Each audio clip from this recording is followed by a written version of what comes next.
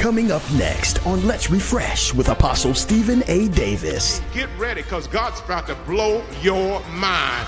If you're investing in the right relationships, the right people, God is about to blow your mind. He's going to do exceedingly abundantly above all you can ask or think. Ain't nobody in your household where you were raised dreamed about what you're about to do, because what he's doing in your life, because he's making you a part of a team, he is about to do what you never thought could be done, but you just believe that you could receive.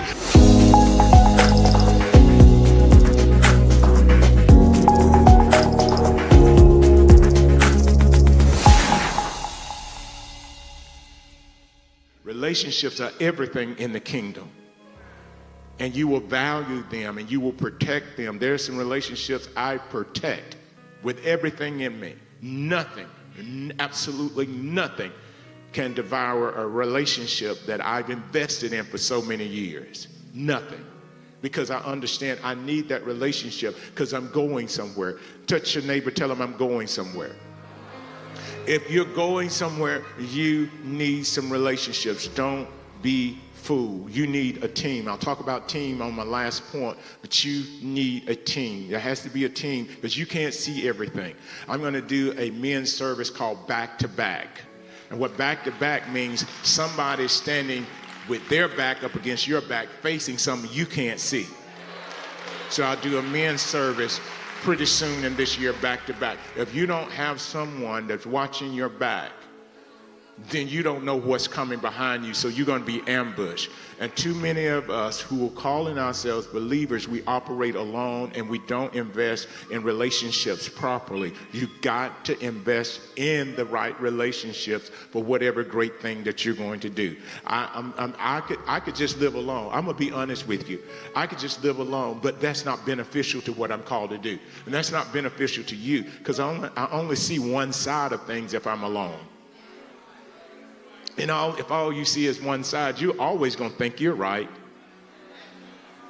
I said, when you're all alone, you're always going to think you're right, because you don't have the relationships that says, hey, wait, why don't you think about it this way? Why don't you consider this? Okay? So it's like currency. So before I go after money, I want relationships. And I believe with all my heart, relationships are better than currency. Because if I can go somewhere and I got a relationship and we don't even have to exchange finances, I think I'm doing really good.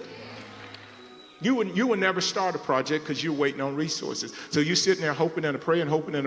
If you had a relationship that said, well, let me help you get to this place and let me help you to do this.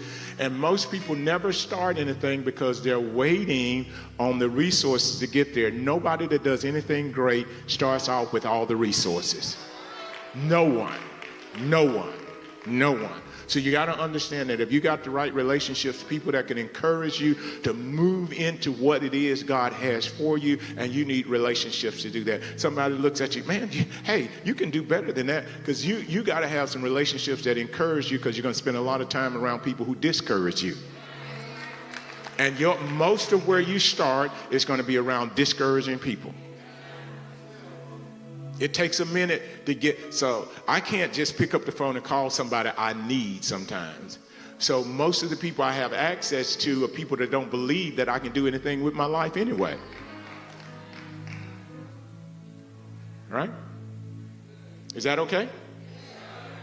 I prayed hard if you wanted me to preach, I done that at 6 o'clock, 6:30. I'm going to teach now. I can do more teaching when I open up the atmosphere, because you're better students after we open up the atmosphere. In a kingdom, your relationships are a reflection of the what? Wealth you have acquired. So if you want to know how wealthy you are, let's check your relationships. Wealth is not a condition of your bank account. It's a condition of your relationships. So here it is again. You're trying to get more money in the bank. You'll never have enough money to do what God called you to do. Let me say that again. You'll never have enough money to do what God called you to do. Because this is what God does. Every time you get that done, he gives you more to do. So I have 12 things on a list that I gave my staff after the upgrade in the sanctuary. It's 12 things on that list. Because God's going to always, the God that I serve is always going to give you something else to do that's bigger than the thing that you've already done. So you'll never have enough money. But if you have a relationship, the relationships are what represent your wealth. Imagine having some people who are really wise, who have done what you're doing, who have good leadership skills or great leadership skills, and they're in your corner. That's wealth. When you have access to people like that, knowledgeable people, people who have gone through the process and still are alive, that's wealth. Drain them before you bury them. Y'all didn't hear me. Drain them of their wisdom and their knowledge before you bury them. Because if you bury them and you didn't get a chance to drain them, the wealth is in the tomb.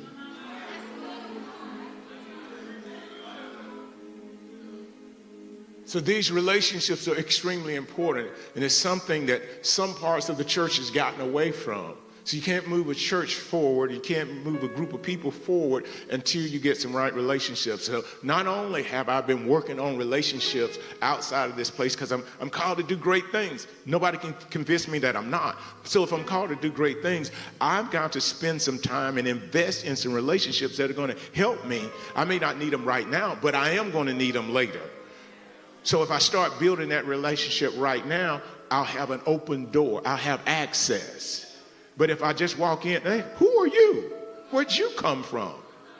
It shouldn't be that kind of thing. You open up those doors of relationships, and the more relationships that you have that fit what you're trying to accomplish, that becomes wealth to you. You are acquiring wealth.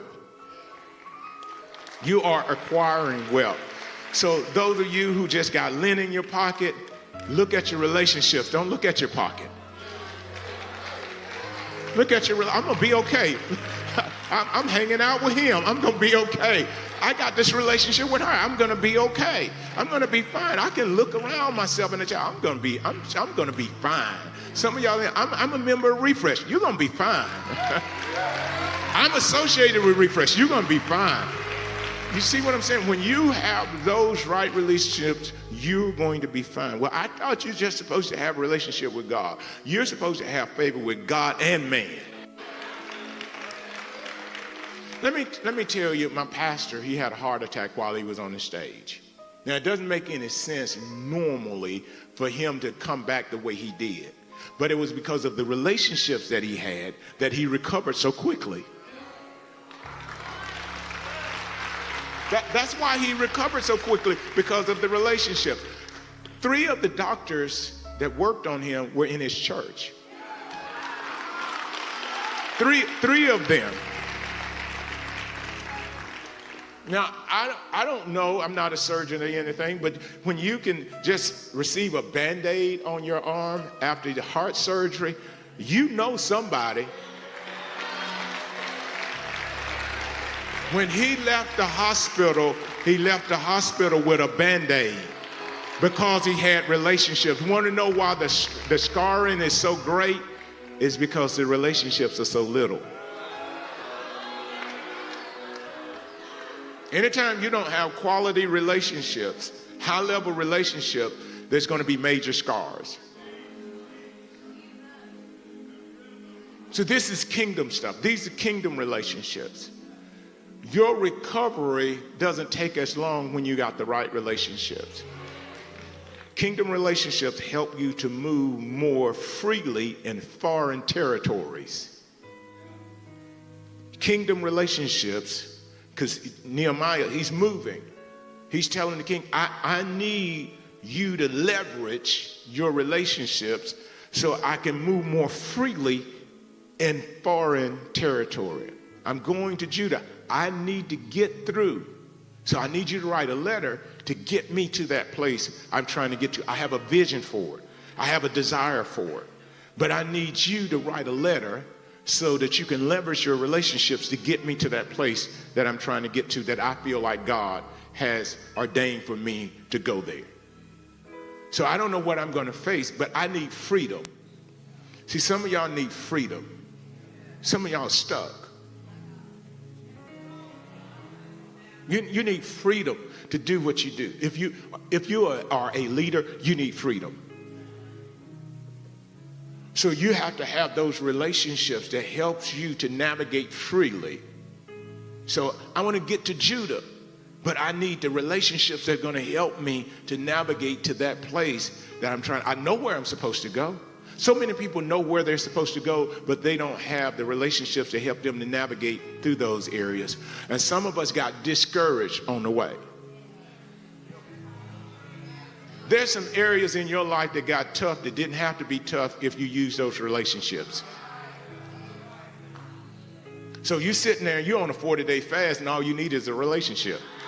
Now you're skinny, and you're still stuck.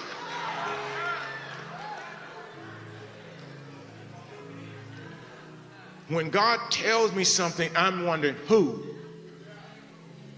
What person? Who can help me to get to where you are sending me? There had to be some things set in place for Jesus to accomplish his will. Jesus, he's got disciples. He needs an upper chamber. There has to be a man with a pitcher of water to point the disciples to that upper chamber. Jesus needs a coat that's never been written on. So he sends his disciples to get the coat that's never been written on. And they said, tell them the Lord has need of. Have you ever been to the bank and said, the Lord has need of?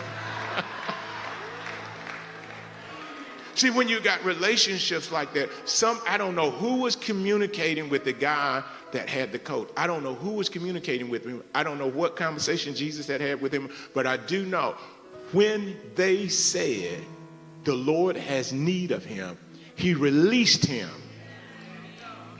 He released him. So that's what Jesus rode in on when they were saying, Hosanna. Everything he needed to accomplish his purpose was given, but it was given through relationships. He borrowed the tomb because he wasn't staying. Everything you're borrowing should be assigned to you. You're not staying there. If I got to borrow it, it means I'm not going to stay. I'm just leasing it for a minute because I'm not going to stay. Let me tell you this, and I'll get back to my points. I got about 8 minutes. I started, because my pastor he's not preaching week to week. So what I would do on Mondays when I was on the treadmill, I would be listening to what he preached Sunday. Well, he's not preaching anymore. So I said, Lord, what am I going to do? So I listened to a few people, and I'm like, that don't work. So what I done, I started listening to the Bible back over from Genesis. Because it's the word. I'm looking for the word. So I started listening to Genesis. And all of a sudden, because I'm in a different place now. I'm more of a prophetic place now. So the Bible is opening up to me. So stuff that I never noticed before, all of a sudden I'm noticing. And I'll give you one point that I noticed is that after the flood, Noah was on the ship and his family was on the ship and all the animals were on the ship, but the ground is now dry. They wouldn't get off the ship. Floodwaters are gone and they still on the ship. God has to tell them to get off the ship. So you want to know what? The ground's dry. You still won't get off the ship. Somebody got to tell you to get off the ship. You still hanging out in what you call a safe place. All that just because I'm in a different place now. When you get into the different place, there's knowledge. You'll tell when you graduate, you can drive for yourself. Okay. I won't tell you what I got out of Seth, who was the replacement for Abel. I won't tell you that. I'll say that for another day. And see, God's ready to open up some things to you. But you got to have the right relationships. When you got the right relationships, you're about to do something that nobody around you is doing. You're looking for people around you. The people you're like are up there.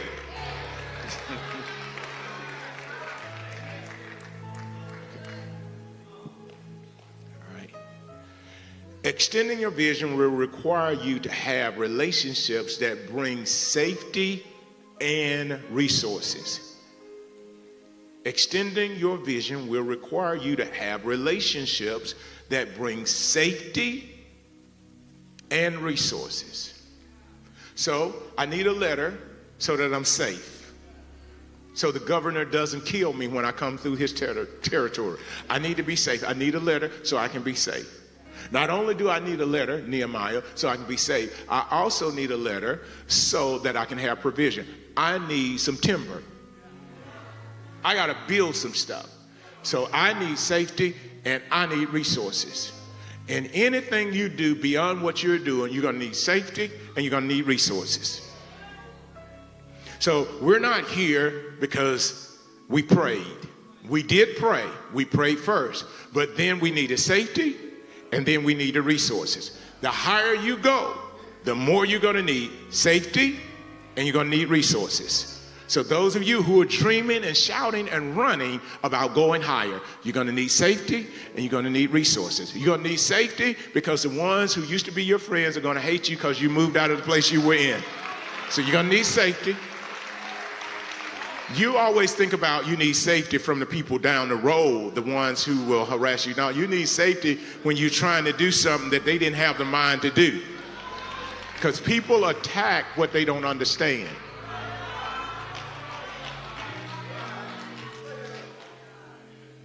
So you always think, Lord, keep me safe from them people. No, keep me safe in front of my people. So you're going to need safety and you're going to need resources. You know, I walked around places and believed they were mine for a long time. And it wasn't until I got some money and gave it to the previous owners that it became mine. You understand? And I believe in miracles, but there's going to have to be resources. And if the resources are short, the stage stays the same. And then you're using old equipment with mics going out. And then you still have spots where they tried to clean up spots where people's makeup was on the carpet, and they tried to clean up spots with Clorox. So you got bright spots on the floor on this blue carpet. I see it. I saw it all. Then you got stuff all around the steps. I'm like, man, I want that stuff up. But it wasn't until resources came that you can correct that stuff. And whenever you see something that's incorrect, it's because there's not enough resources there to correct it. I could have prayed over those spots. Spots, come up in the name of Jesus. I rebuke you in the name of Jesus. They never moved.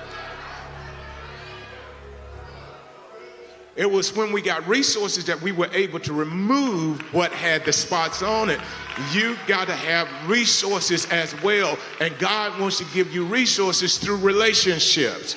There's some people that can point you to some things that's going to help you to get to where you need to get to, and if they don't give you the resources, they can point to the people who have the resources. Well, that's not faith. Yes, it is faith. Because you had to believe in order to go to that person and say, hey, can you help a brother out? This is what I'm trying to do. Nehemiah had to have faith. He's exercising his faith. He goes before the king and asks the king. Well, the king asked him first, but he's able now to tell the king what he needs and what he wants to do. Now that he has the king's attention, let me help y'all. In this season of double grace, you have the king, King Jesus' attention. You have his attention now. Whether you ask or not, we can say, nobody ever gave me anything. Nobody ever came through for me. That's the wrong mentality. Because it keeps you from acting like a son requesting from his father. Lord, bring the right people into my life for what I'm called to do and what I'm trying to do. Bring me into the right relationships that will stimulate me and cause me to think above the household I was raised in. Because if you were raised in a household of lack, lack wants to have you back. I'm telling you, no matter how you go, lack wants you back. So you got to get around people who talk differently. I love people who talk a different language than I do because it helps me to be more bilingual. And it doesn't mean I speak Spanish. It means that I speak faith. So I need to get around somebody that's talking about what the Lord can do, what the Lord has done, what the Lord will do. I need to get around that because I'm trying to do something. I can't stay around sister so-and-so. Well, the Lord ain't never came through with me. And I'm thinking I'm on an assignment to encourage her, but she's on some assignment to discourage me.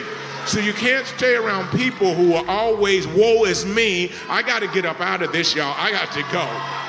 I don't lay hands on you. I don't put all over you, and your language ain't changed yet. I got to go. I had your language. I grew up in that. I don't need that anymore. I got too much on my mind. I got too many people expecting too much from me, and I can't walk away from you thinking like you're thinking right now. Because I see now, after 5 years, your thinking hasn't changed. Ain't no need of us having another conversation like that, because your thinking is sealed with a hot iron, and I'm going somewhere. So you have to make up your mind. You got to get around something that stimulates what's in you. And no one can make you pregnant with vision. You have to be pregnant with vision and get around somebody that can help you carry your baby.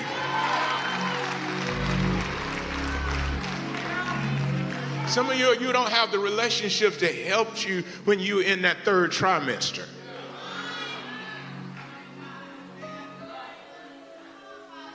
They know how to help a single person that's not pregnant, but do they know how to handle and help a person who's pregnant, that's carrying something? And you got to understand that. So you have to start changing your environment and investing in relationship. If you're planning pregnancy, I'm talking about spiritually. If you're planning pregnancy, you better get some people in your corner that understands pregnant when you begins to swell and when you start walking differently. You need to be around people who understand that, because if they don't understand that, they will abort your vision right while you're sitting at the dinner table. They will cause you to miscarry, because doubt is trauma to somebody that's pregnant. Increase your relationship with God, and He will provide you with a dream team of relationships on earth.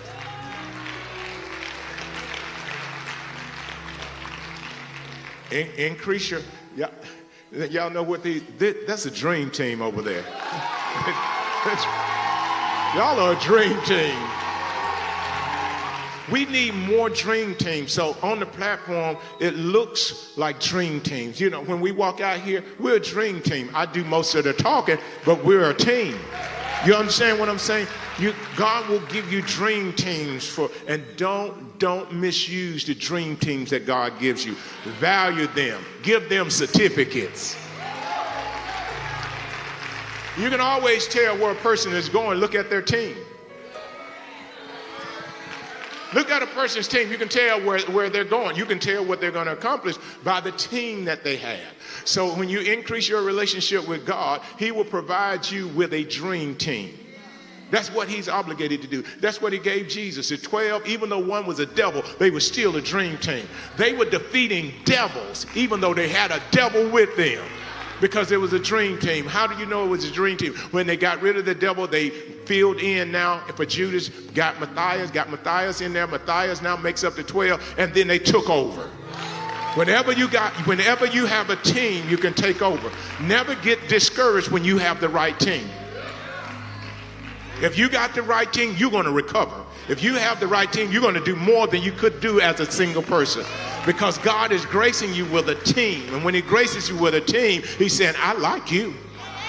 I like the way you think. I like the energy you have. I like the focus that you have. So I'm going to give you a team. And when I put a team with you, you're going to be able to do more, because I already anticipate you doing right. That's why I'm giving you a team. Anybody like to be on a good team? I like to be on a good team. I want to know I'm on the winning team. I've been on losing teams before. I don't want to be on no losing team. At this age, I want to be on the winning team. I believe God, if favor is on you, like what I'm preaching, God has a dream team for you. I'm telling you, God has a dream team, and you got to learn how to invest in that team. Invest in that team. Encourage that team. Give that team exposure, because if you do, the more they're exposed, the more they can do to help your dream. So expose your dream team. That's your relationship. Cousin Cliff over there, hey, can we go hang out together? No, I'm with my team right now. I can't hang out with you. I know what you want to do. You've been doing that for the last 15 years. I'll say hey to you, I'll treat nice to you, but I got to spend time with my team. Your team may not be your biological family, so you got to learn how to be okay when they griping about what you're doing. You think you all that now. No, I just got a team so I can come rescue you. So these things are very important. You got to get this stuff down in you, because Nehemiah had a team. He couldn't have rebuilt those walls without a team. They had a plan. They were working with one hand, they were working in their building, and the other hand they had a sword, they had a weapon. So when you got a team, they know how to work, but they know how to fight. So when you put your team together, you don't need no one-sided team. I got to know how to pull my sword out when I need to. So that means they need to know how to pray. You need some people who know how to pray. But then you need some people who know how to sit at the board meeting and articulate with clarity what you're trying to do and how you're trying to get there. But then you need some people who say, hey, watch out now. So and you said, well, how you do that? Well, Jesus had it. What was Peter? Peter took the knife out and cut a servant's ear out. But Jesus needed him on the team. You need some people on your team that you got to hold back. And then you have some people on your team like Doubting Thomas, you got to push forward. So on your team is going to be some that are gun-ho, is going to be some that lay back, but they all fit on your team. So as you increase that relationship, my time is up, and I hope this has helped you, because we're going to be talking about favor. And if you have the right team, get ready, because God's about to blow your mind. If you're investing in the right relationships, the right people, God is about to blow your mind. He's going to do exceedingly abundantly above all you can ask or think. Ain't nobody in your household where you were raised dreamed about what you're about to do, because what he's doing in your life, because he's making you a part of a team, he is about to do what you never thought could be done, but you just believe that you could receive. Anybody in this place just believe that you can receive? Hey, we wouldn't be doing what we're doing if we didn't have a team. Look at what a team can do. I'm telling you, you get your team, you're going to be a bad somebody. You get your team, you don't have to fight with anybody. Get your team, you just stand there and look like you know what you're doing, but you got a team with you. When you got a team with you, you scare, I'm going to say it, the hell out of the devil when you got a team. Some people won't bother you just because you got a team. As we come into this time called Memorial Day, it's a time that we celebrate and honor those who gave their lives to people just like us. All around the world, people have traveled and they've done different things, but these particular individuals put their lives on the line to make sure that we have the safety that we need, and they perpetually are remembered in our hearts and in our minds, but this particular day is set up so that we can recognize them. So let's remember all the work that was done on this Memorial Day by those who gave their lives. Thank you so much. Refresh Family Church. As we worship together, remember our 5 goals: serving the needs of families, reaching the lost, equipping the saints, reaching the nations, and transferring to generations. At Refresh Family Church, we're more than just a church. We're a nation. To find out more, log on to StephenADavis.org. We'll see you next time.